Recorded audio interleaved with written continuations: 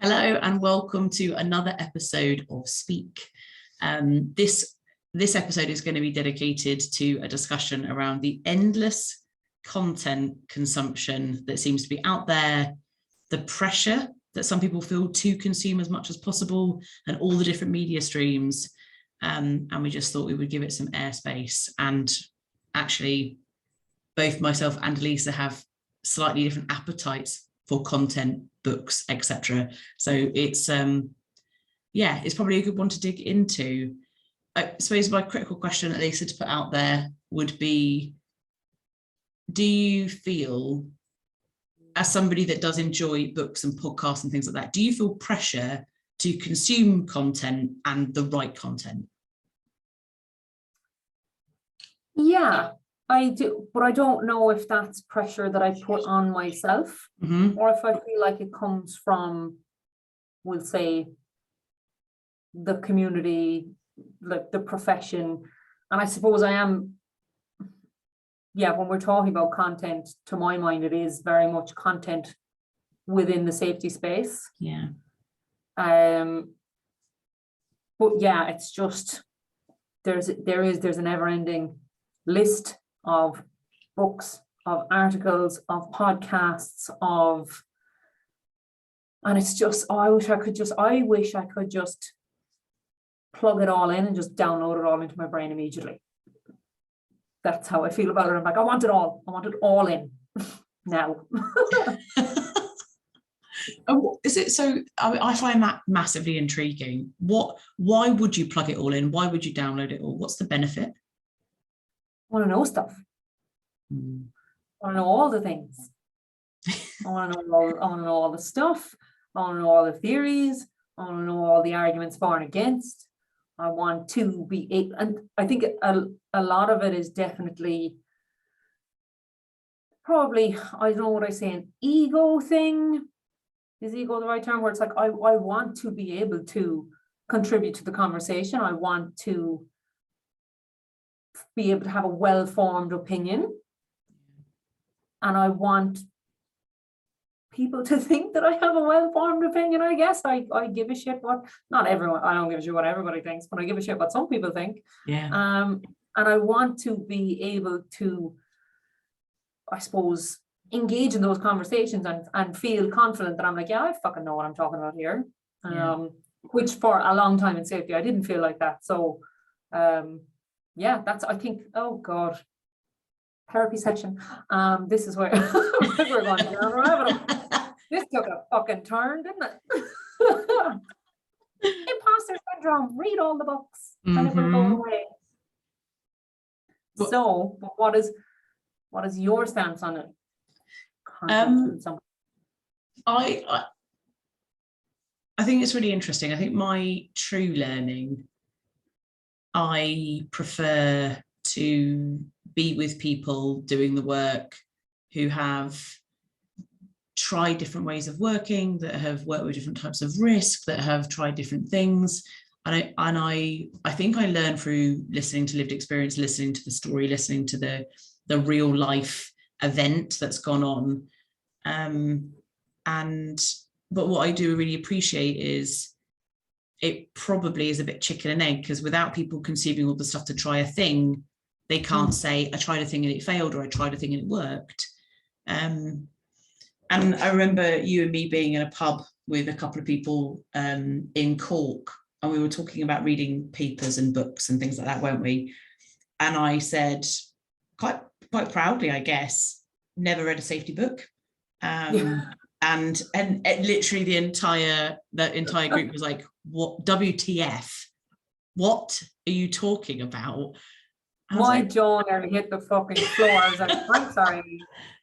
How do you talk about all the things? Because you talk so well about all the things. I'm like, how do you know the things? Yeah. How do you know all those things? And I think my most favorite moment is then having a full debate, because one of our party, James, was just like, you have to be consuming the stuff, otherwise how do you know you're doing the right things, and how do you know and I was like, well, I just do stuff.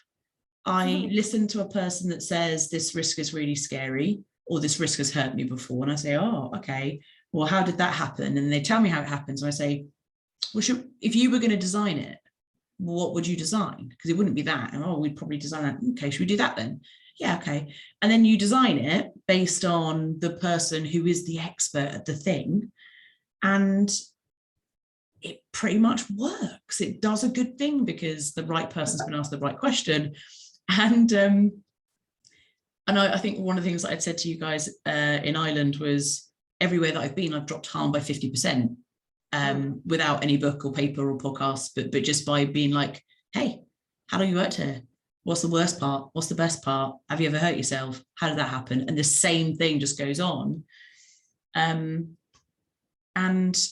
it was you that said, for God's sake, just don't start reading now then. Don't listen to what we have said and then feel that you're doing the wrong thing. But I think some of that might come from being dyslexic and also finding the task of reading so arduous and so almost painful.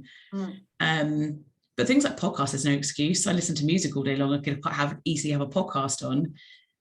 But yeah, I sense the pressure everywhere. And this topic came from talking to a really cool legal apprentice, and she was very early 20s. And the first thing she asked me in the sort of mini coaching session was, what podcasts, like pencil ready, what podcast do you listen to? And I was like, none. And she was like, okay, what books, best book that you've ever read? And I was like, no, there isn't one. I like Simon Sinek's Infinite Game because that's about mindset and doing the great good thing. And she was like, any article papers, any? And I was like, no. I can definitely tell you about times I've tried and failed and tried and won, and stuff has changed. And then she was like, and she was so quiet for a minute. And I always believe in like leaving the silence in the room. And I said, oh, what are you thinking? And she said, the unbelievable pressure I feel every day to consume not just content, but the popular, the highly acclaimed. I feel like to have a conversation, I have to be able to talk in the language of everybody else because this like content consumption obsession is just everywhere. And I was like, okay, well, how do you feel now? And she was like, well, I kind of feel like I don't have to, because she was also saying she struggles to go out with her friends because she feels like she should be listening to something or reading something. I was like, dude, no, absolutely not. Too much. Yeah.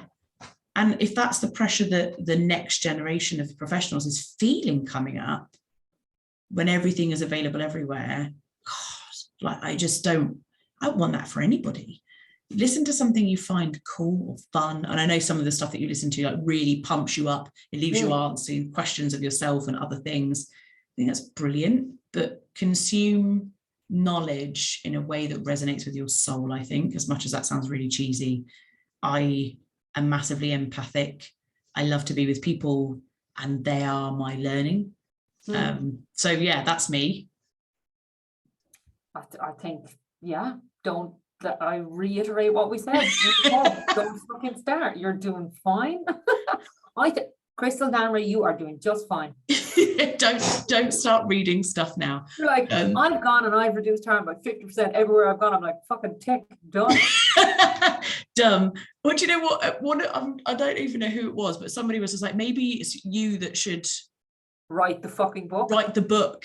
And I was like, oh, that also has its own challenges of actually nailing all that stuff down. But I guess in terms of how you choose your content, there's so much out there. Like I said, even just in our world, if we were just going to nail down safety and safety content, how do you pick in all of the stuff? Like, what works for you? Generally, I will look at what's trending. I will look at what I see other people leaning into or talking about. So I'm on LinkedIn a lot every day. So, you'd see different kind of safety books or papers or whatever being discussed. But I will say I do have a rule, and I have this rule for podcasts, for non-fiction books, and for fiction books. If you don't have me in the first chapter, I'm fucking gone. Like, really? I am gone. There are too many books. Life is too short. I want all the books, but only if they're worth my time. So if it doesn't engage me, I'm like, boom, done, move on. So yeah, and I guess it's, I would definitely, I suppose, lean on reviews or recommendations of people that I respect in the field, people that I want to understand how they approach things or why they think the way they think. So I will then lean into the content that they consume. However, I am conscious that it is a bit of an echo chamber, and we are all reading the same things and we are all consuming the same stuff. So while I think it's good that, I suppose, there's a lot of content out there that I kind of enjoy and agree with and lean into, I suppose, what is it? It's like hold strong views, but hold them loosely. And I tend to hold them really fucking tight. I'm like, this is my values, and this is it, and this is my opinion. And I know that I should, without shutting all over myself, but like this thing of I should be reading more, but I should definitely be engaging in more content outside of the echo chamber, challenging myself a bit more, reading stuff that maybe I don't quite agree with, just to get a more rounded view of things. And at least then I feel that I can really form a good opinion, and it's like, well, actually, no, I have considered it from more than one perspective. So I can hold on to my view even tighter. I'm definitely right. I've double checked it from all the angles. Thank you. Double checked. I was fucking right all along. But yeah. It's interesting when you say about the hold strong beliefs, but sort of hold them loosely. I have a bit of an interest. So my purpose is super clear. Like, I know exactly what I'm on the planet for, to make the world a safer place to work. I know my mission whenever I work somewhere is to make that work environment safer than it was before, get more people home, that sort of stuff. Like, it's really clear. Everything else, like, I'm up for just listening to everybody's, because everyone is going to have a nugget that they're saying that is correct. And everybody is going to have a different point of view, but everyone is going to come from a different place of experience, a different background, a different culture. So everything's going to be correct in everybody's point of view. So I feel really spongy, like really like I'll suck up everybody else's thoughts and feelings on it. And then I'll just let them ruminate until it changes something that I'm doing or it doesn't. I feel really fluid in, I don't know, in just the way I approach work, the way I know work changes, I know people change, I know that we are developing, becoming more sophisticated, more intelligent, all that sort of stuff. So don't hold on to any way of approaching safety, because in 5 years' time it will be different, in 10 years' time it will be even more different. I'd rather just ask really great leading questions and let somebody take me wherever it's going to go. So I don't really have, you know, the whole safety one, safety two, safety differently thing is a really good example of people latching on and being like, I am this version, I am new view, old view, I am differently, but just like, can't you just pick the best bits? Like, aren't they all relevant? And do I really, you know, I want to know where I'm having accents and how often, and if there is any sub-trend or, you know, trend in root causes. So data, yay, I like data. And that data doesn't definitively tell me something is good or bad. It just tells me something is there to look at, and then I can go and talk to people. And then safety two, safety differently, you know, better questions, you know, proactive investigation, blah, blah. Cool, let's just do that too. And all the bits in the middle, I just let fall away what isn't relevant or what doesn't fit, even where I'm working, because different cultures will demand different things or different approaches. So I just leave it all really fluid and go with what the DNA of the organization is needing, I guess. Would you say you have not have a strong reflective practice, but would you reflect a lot? Because I hear you saying about like, oh, I'm a sponge and I take things in and go into safety, go into work and be like, hey, like, what was this like for you? And then you kind of learn from that and go on and then do something different. Like, does that come from a place of reflection? I think it must do, not consciously. So I'll say if I go out and spend 10 weeks talking to, you know, whatever frontline workers are doing, I'll go and do that for a bit and have different conversations. And it's not, sometimes I'll take notes down that are like, oh, this is a thing that needs to change. This doesn't work, or this piece of kit doesn't work, or this process doesn't work. But that experience just sort of lives in me, and I will find, I'm not reflecting on it, changing anything because of it, but I will be sat maybe in a boardroom sometimes and somebody saying, this statistic doesn't make any sense, I don't agree with it, it's garbage, like the survey must be wrong, or the sample size is wrong, and you can be actually like, no, actually I was in blah blah place, I heard blah blah thing, actually I think that really resonates with the logic of what I've heard. And it's like, oh. And we actually, as I'm giving that as an example, I actually have an example where there was a survey done and there was a really spurious random result that didn't match anything. And it was about people that had been in service for less than a year, were feeling like they wanted to be at home but also at work. It didn't make any sense and doesn't make any sense, blah blah. And they're like, we think we got it wrong. And then I was like, actually, no, I'm just going to bring that to life and say, under 12 months service, you joined in the pandemic. And actually being away from home is really scary. Being away from community is isolating. You can't win. So you're going to feel both ways. And it was like, okay. Two things can be true at the same time. Two things can be true at the same time, right? And it was in talking to people, in chatting to how everybody else was feeling around me, it was just a really interesting thing to then bring to life. So I guess I must be a reflector because it's there to pull on when the question is in the room. And I would say I built full strategies around really understanding what the reality of work is, to say, you're going to have a corporate want and a board that say we need X. But typically, I would say any board or any organisation that you work for, if you say you're there to look after their people and get them home, nobody's arguing with that. Everyone's like, great, cool. How is then down to the individual and the style of you. My how is probably sculpted in the first formative months where I'm out and about, finding out what really does hurt and when it hurts. And then I'll build my strategy around that.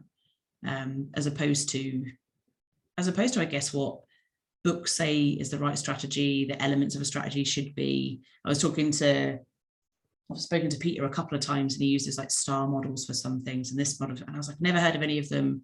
But if you ask me to do, like, what's the purpose of them? Oh, it's to give feedback in a really good way. Okay. I'll take the premise of it and do something with it. Yeah. So I think, it must come from a reflective place, not to prattle on, but it helps me build stories. I was speaking with Declan the other day, and he was reading this book about, I can't remember what the book was, back to content, but and it's all about like learning and how we learn and how the brain works and all this kind of jazz. And he sent me this extract, and it was underlined, and it was like, we learn in the pauses between thinking. And so similar to, like, just as athletes don't improve during their training, but rather in the rest periods between training sessions, when they allow their bodies to adapt and heal. So my thing is, if we're constantly consuming content, if we're constantly taking it in, if you're not listening to a podcast, you're on the phone, you're on LinkedIn, you're reading a book, you're whatever. Whereas if you like make all, just stop all and create space, and you've had, like, because you're not in the books and in the things and all the rest, and you said how you reckon from going out and chatting to people and getting the understanding and the stories, and it's almost like internalizing the stories so that they're there to pull them out when you need. Yeah. It's almost like it has soaked in, and then you can pull on them when you need to. And it's that thing of like, the learning has happened in the between time. So am I making sense? Am I waffling? Yeah, no, you totally are. I think that is perfect. I absolutely love the extract, by the way. And I think it's really, really true. And I guess my question when you were talking earlier about the contents and if I like somebody, I'll listen to what they listen to. And I guess are they not the sum of those parts? Is not just following them and what they are doing enough because they've had that content, they've absorbed it for you and they're giving you the goods, which is resonating with you. And my question in the middle of all of it is, and it's because the word think came up, is how do you know what you think? If you're constantly absorbing everybody else's thinking and constantly absorbing everybody else's ideas and logic and outcomes, like mental outcomes, how do you know what you think? Where's the space for that? And I suppose that is having the reflective practice bit and that thing of creating that space. So maybe it's consuming less to understand more. Yeah. Ooh. Yeah. I like that. Yeah, that is very good. I'm like, that's pretty good, Elisa. Well done. But also it's like when we're consuming all this content, what purpose does it serve? So Graham Wales, who we know through Project Millennium, has this thing of he's another guy who's like, yeah, not so into reading books, but like, you know, again, super smashy, but would say when somebody recommends a book or is talking about it, be like, oh, okay, cool. And so how are you using what you've learned from that book? Here we go, fuck, no one ever asked me that. Yeah. It's, you know, that's a punchy question. It's like, okay, so you're consuming all this, what are you doing with it? Yeah. Is this stuff actionable? Is it usable? Is it helpful? Now, again, I suppose I am talking really in that kind of safety sphere of that kind of content, although I will say I do enjoy listening to other non-safety content and then applying it back. Like, yeah, love that. There's this podcast by this English journalist, Pandora Sykes, and she did a series last year around the time of Britney Spears' conservatorship ending, and it was called Pieces of Britney. Listen to it, it's class, whether you're a Britney fan or not a Britney fan, and if you're not, why not? Yeah. But yeah. So, but she's talking about Britney losing her shit and taking a baseball bat to a car or whatever, and but she ends up talking about the fundamental attribution error, which is used in safety of like, X person did this behavior, but I would never do that because, and I was like, oh, this is so relevant to safety. Yeah. I actually ended up then in some other conversation. I was like, so guys, Brittany, right? And we're like, what the fuck? Where is she going with this? I was like, stay with me. It's relevant. But it's this thing of watching someone from afar, judging them, not understanding the context or the nuance or putting yourself in their position. Yeah. Like if you were Britney in the early 90s having all these eyes on you, the pressure and all this stuff, and next thing she shaves her head and it's all of a sudden she's crazy, and it's like there are people literally hounding her, and yeah, she fucking snaps and smashes somebody's windscreen with a baseball bat. And actually when you look at all the context, you go, fair play to her, that was probably a very reasonable response to what was going on. Yeah. But fundamental attribution error, everyone's just like, don't want to know the context, but I'm going to judge and I'm going to say I wouldn't have responded like that. Yeah, without any of the context or experience any of that pressure before. Yeah. So I love consuming different content that's not safety stuff and then bringing it in. Yeah, that's fun. That's the stuff that gets me pumped. Well, I think, you know, essentially we have a role like any other. We have something that we have to execute, and the learning, I think, absolutely can come from anywhere. Even life experience can feed into how you do safety successfully or unsuccessfully. You know, think about just normal life skills that will serve you or not being able to listen.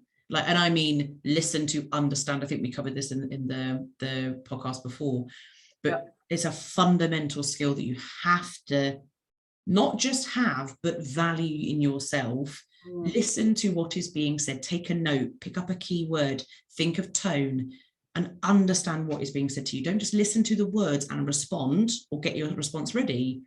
Understand what is being given to you, because it's valuable. So yeah, I think that whole thing about context and really listening to people's context and the reasons why, and it feeds perfectly back into accidents. Why did Jeff do that? I would never have done that. Would you not? What happens if you put piecework? He gets paid by the thing, and he has a wedding coming up, and his partner's hurt, and but we don't want to know the context or the reasons why.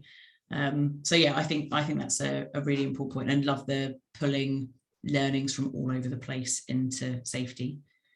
So yeah, fabulous.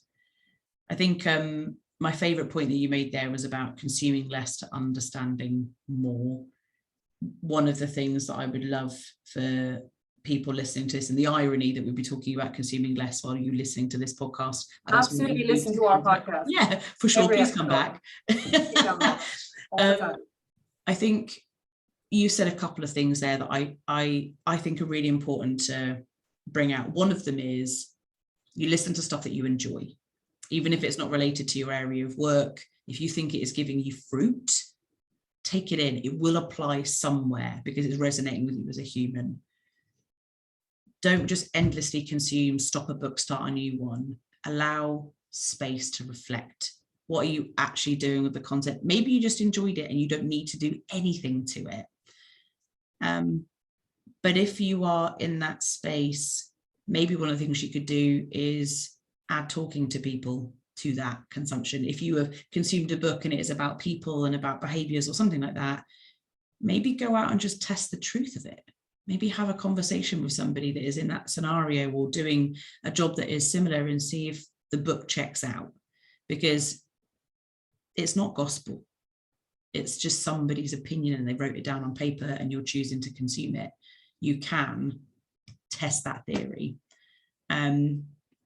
So yeah, I think, and then the other thing I guess is for the next gen, or even this gen, any gen, that are feeling the pressure to do this consistently and constantly, if it is not benefiting you in any way, and especially if it's making you feel anxious or pressured or negative, back up, drop something. The world is not going to end if you don't read that book or you don't listen to that podcast. And you know, that is a really cool question. If somebody is listening to a really cool podcast and you're hearing everybody, you can just say, tell me about your favorite part. Didn't listen to it. So good. Yeah. Tell me the best bit. Just tell me that I don't need to listen to 20 episodes. Tell me the best part. Tell me the bit you took away. And why you enjoyed it so much. Yeah. And what you took out of it. Mm-hmm. Yeah, definitely. Just as powerful as I listened to all those episodes is, you know, actually I'm going to choose to have the week to myself and my brain space to myself. You tell me. I'd love to know. I'd love to know. Not going to listen to it though, but I'd love to know. I'd love to know. I'd love to know what's made you tick and what's got you going. Let me know. But yeah, any answers on a postcard, please. Yeah, absolutely. But is there anything, so if you were talking to a 21-year-old under pressure to consume everything, what advice would you give them? If it doesn't grab you straight away, leave it. Books and podcasts, they exist out there and they will be there forever. So take your time. There is no panic. There is no rush.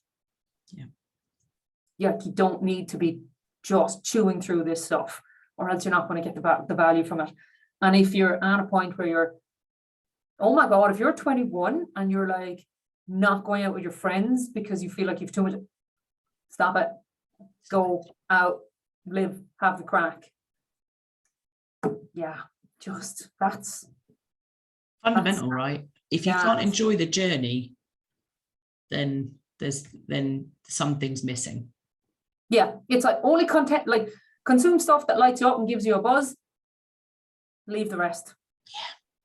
And take space. Amen to that. And listen to that stuff on the way to the pub to meet your friends. 100%. Amazing.